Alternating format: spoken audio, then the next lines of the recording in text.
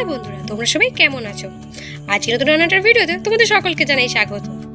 আজ বানাবো আমি লোটে মাছের ঝোল। প্রথমে মাছগুলো ভালো করে কেটে ধুয়ে নুন হলুদ মাখিয়ে কড়াইতে সামান্য জল দিয়ে মাছগুলো 5 মিনিটের জন্য সিদ্ধ করে নেব। এবার মাছগুলো নামিয়ে ঠান্ডা করে মাছের কাঁটাগুলো বেছে নেব। এবার একটা ভাজা মশলা বানিয়ে নেব।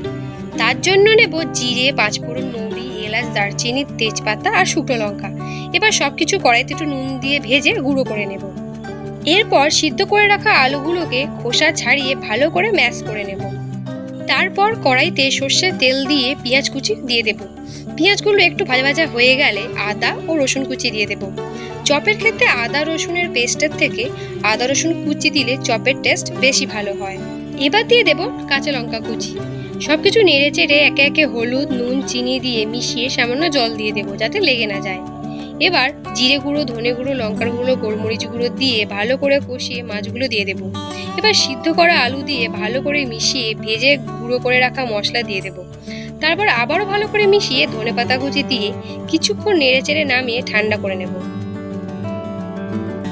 এবার একটা পাত্রে 2 চামচ কর্নফ্লাওয়ার, 2 চামচ ময়দা নিয়ে তাতে গোলমরিচ গুঁড়ো, লঙ্কার গুঁড়ো, নুন আর জল দিয়ে মিশিয়ে একটা ব্যাটার বানিয়ে নেব।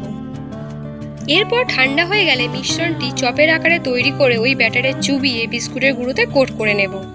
এবার কড়াইতে সাদা তেল গরম করে একে একে সবগুলো তেলে ছেড়ে লো টু মিডিয়াম আঁচে হালকা লাল হওয়া পর্যন্ত ভেজে নামিয়ে নিলেই রেডি লোটে মাছের চপ। তোমরাও এভাবে হয়তো ট্রাই করে জানাবে তোমাদের কেমন লাগলো। ভালো লাগলে একটা লাইক, কমেন্ট করে চ্যানেলটাকে সাবস্ক্রাইব করে দেবে। তাহলে চলো আজকের মতন এখানেই টাটা। সবাই ভালো থেকো ও সুস্থ থেকো।